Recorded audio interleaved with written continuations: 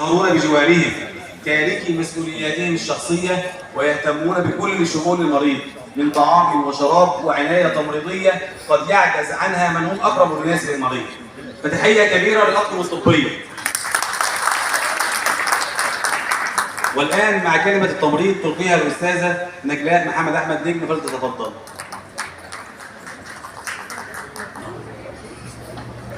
بسم الله الرحمن الرحيم. السيد الأستاذ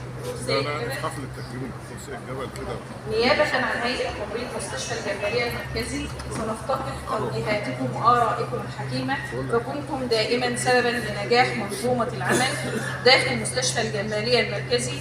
فبفضل جهودكم وإخلاصكم وتعاونكم المستمر وتفانيكم لما استطعنا جميعا الوصول لما نحن عليه اليوم. فكنت نعم القائد والأب والمعلم، فيجدر بنا أن ننسب الفضل لأصحابه.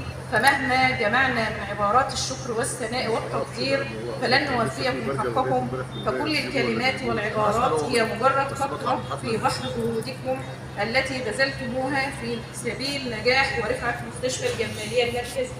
فلكم منا جزيل الشكر، ونسأل الله عز وجل أن يوفقكم في حياتكم القادمة ويمتعكم بدوام الصحة والعافية.